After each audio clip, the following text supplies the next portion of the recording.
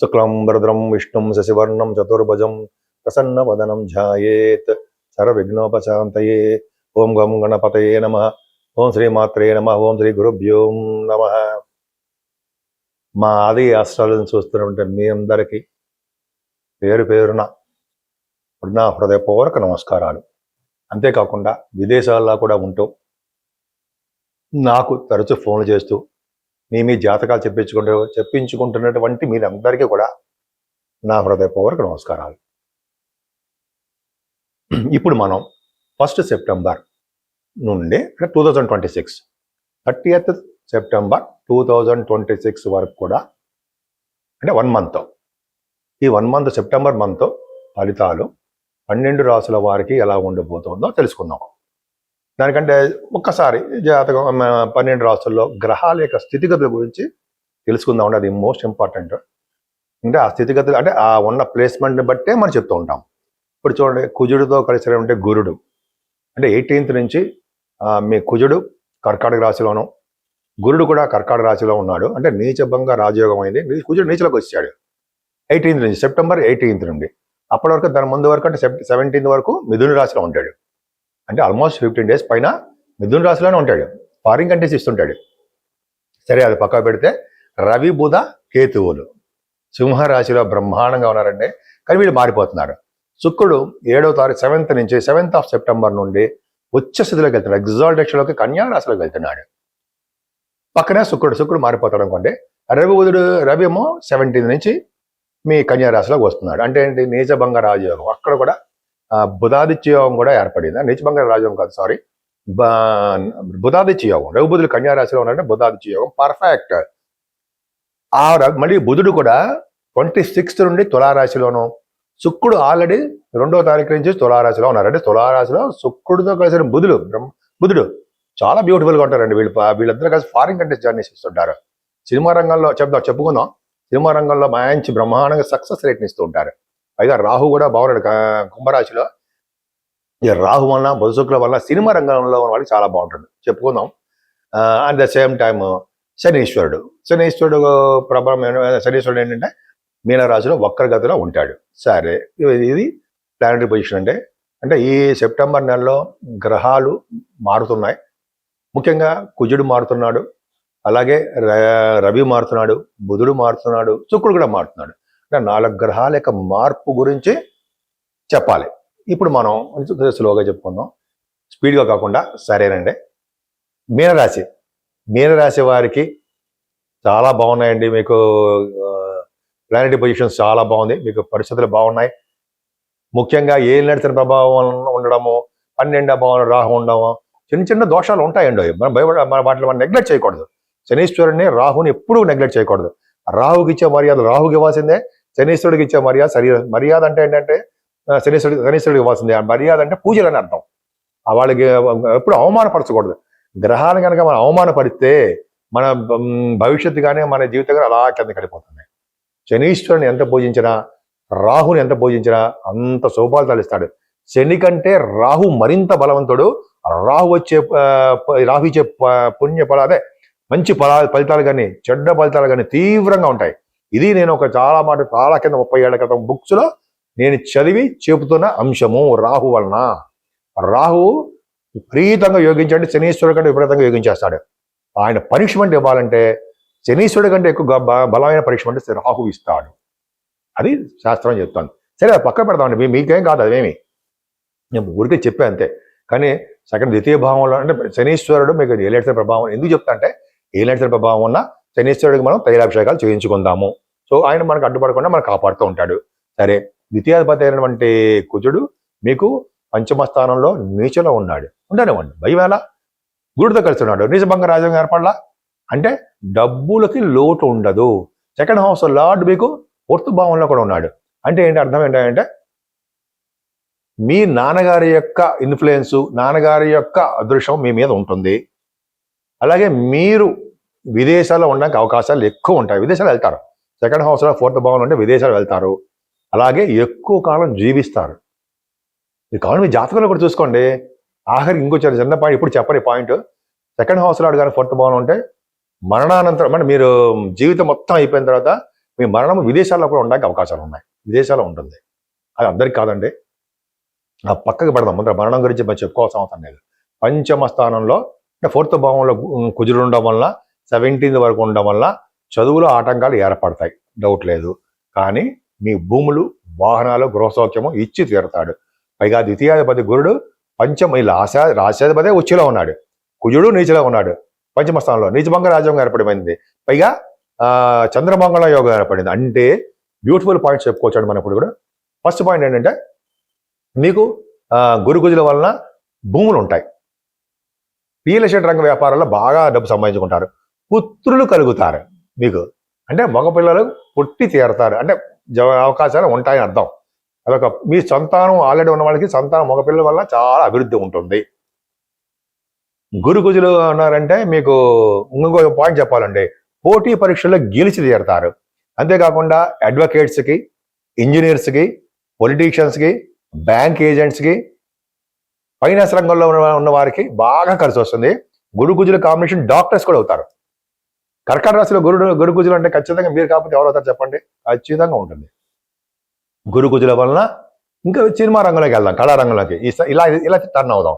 కళారంగంలో గురు కుజులు combination వల్ల కళారంగంలో ఉన్న వారికి చాలా అభివృద్ధి ఉంటుంది.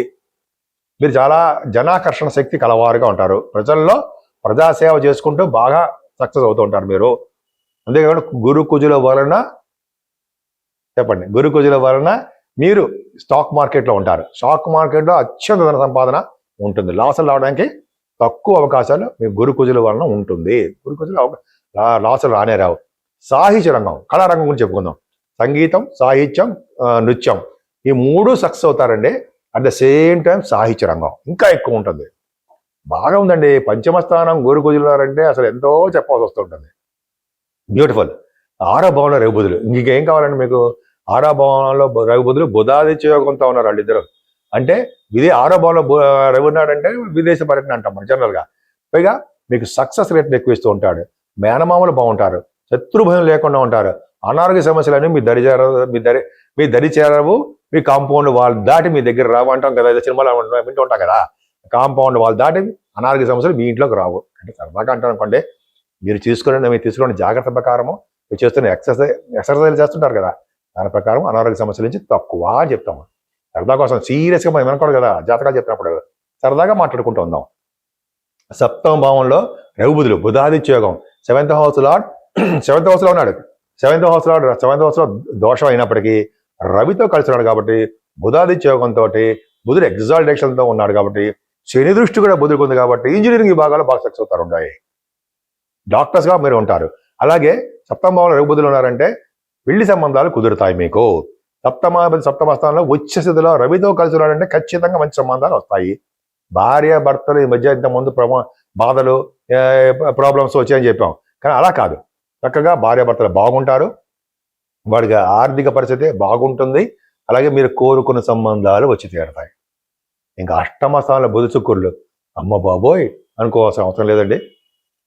8వ స్థానంలో అష్టమాధిపతి ఉండడం వలన సరళ యోగాన్ని ఇస్తాడు. పైగా తులారాశిలో శుక్రుడు అంటే ఫారిన్ యోగాన్ని ఇస్తాడు. పైగా 7వ ఇంటి వాడు 8వ ఇంట్లో ఉన్నాడు. సప్తమాధిపతి అష్టమంలో ఉన్న కూడా అనారోగ్య సమస్యలు ఇస్తాడంటాం. కానీ సడన్ గెయిన్స్ ఇస్తాడండి. బుధ శుక్రుల కాంబినేషన్ సడన్ గెయిన్స్ ఉంటాయి. అలాగే కోర్టు కేసుల్లో గెలవడానికి అవకాశాలు ఉంటాయి. సినిమా రంగంలో అంటే సినిమా రంగం కానీ కళారంగం అంటే టెలివిజన్ రంగంలో కూడా మంచి అవకాశాలు వస్తాయి.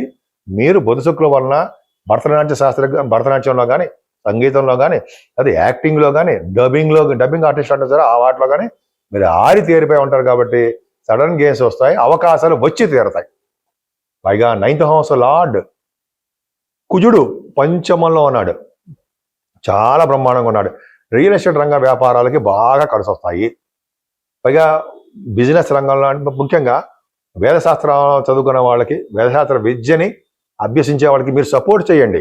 ఎందుకంటే వేదశాస్త్ర విద్యని సపోర్ట్ చేసే వాళ్ళకి శాశ్వతంగా బ్రహ్మలోకంలో ఉంటారు అని బ్రహ్మదేవుడే చెప్పాడు. శాశ్వతం నాకు చెప్పాడా? నాకు కాదండి, వేదవ్యాస మహర్షి గారికి చెప్పాడు. అది పరంపరలో వచ్చింది. మన గురుగారు మనందరికీ చెప్పడం జరిగింది. సరే, అది పక్కన పెడితే మనం ఇది మొత్తం నిజం. నేను ఒక మ్యాగజైన్లో కూడా చదివాను. కావాలంటే మీకు ప్రూఫ్గా చూపించమని చూపిస్తా, నా అబద్ధం చెప్పను. ఇది విధంగా చెప్దాం. సరే అది పక్కా పెడదామంటే నేను వేదశాస్త్ర విద్యను డెవలప్ చేయడం కోసం ఏం చెప్పట్లేదు, ఆ కబుర్లే ఉండవు నా దగ్గర. మనకి మంచి జరగాలి కాబట్టి వేదశాస్త్రం అనేది వేదాల యొక్క సారాంశం కాబట్టి వేదాలు గౌరవించే వాళ్ళు ఎప్పుడు కూడా మంచి స్థితిలో ఉంటారు కాబట్టి బ్రహ్మదేవుడు ఇచ్చినటువంటి మన ఆజ్ఞ ఏంటంటే వేదశాస్త్ర విద్యని డెవలప్ చేసే వారికి శాశ్వతంగా బ్రహ్మలోకంలోని స్థానం కల్పిస్తానని చెప్పాడు. అదే నేను చెప్తున్నాను, నేనేమే అబద్ధాలు చెప్పనే. అదే జనరల్గా మీకు తెలుసు అనుకోండి. సరే పక్క పెడదాం. 10th హౌస్ని కుజుడు చూడడం వల్ల 10th హౌస్ లాట్ కూడా బాగుండడం వలన 10th హౌస్ అంటే ప్రొఫెషనల్గా మీరు చాలా చాలా బాగుంటారు.